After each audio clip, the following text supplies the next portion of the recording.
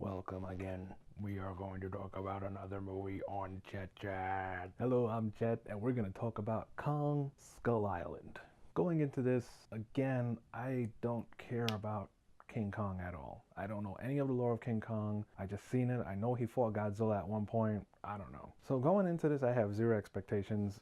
Just based on the trailer, honestly, it looked cool already. You know, you got some really good actors in there. You got Samuel L. Jackson, you got Tom Hiddleston, you got Brie Larson, so many good people. You even got John Goodman up in this motherfucker. The story is just these people, they know about this island called Skull Island, and something happened there. They know of this thing that's there secretly. So they try to make a exploration or expedition to go to this island and find what's there.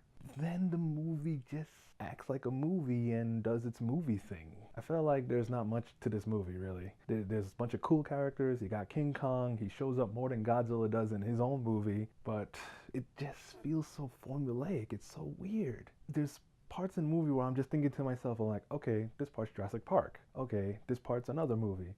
It feels like different movies put into one thing. There's even a point where Samuel L. Jackson says, "Hold on to your butts," and that's a line he says from Jurassic Park. I'm like, what's going on here? What kind of movie is this? But I'll say it's not a bad movie. I would say it's a B plus movie. The story is pretty linear. Yeah, you get it. You know what the story is. Like when you watch it, you know what's going on. The acting is great. I love the actors. I love the characters, except for Brie Larson's character, who feels completely useless. It's like they just needed a white girl with blonde hair in the movie because of the King Kong lore, I guess, and she doesn't need to be there at all. Tom Hiddleston's character is just the weirdest developed character ever. Like you see him he gets picked up in like a dive bar, and he's like an awesome tracker, and then all of a sudden he becomes this superhero by the end of the movie. I'm like, don't show us that he got picked up in a dive bar to make him look like this cool guy.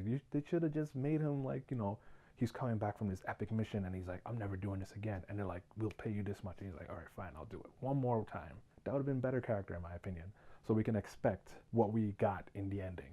Even though expectations shouldn't be met, but this was just like so jarring. Like you got this guy in a bar and then all of a sudden he's this guy. Funny enough, the villain is not who you think it is. I like that part of the movie, but it was so formulaic. Like, let's put this character here so he could fight this character and this thing and that thing. I don't want to say too much. I can't say too much. I don't want to spoil it. All in all, I feel like it's a good movie. You should definitely watch it.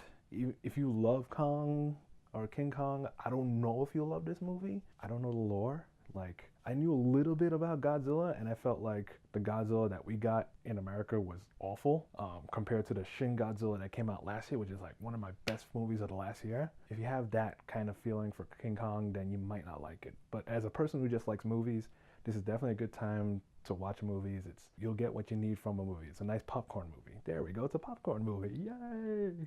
You know what to do.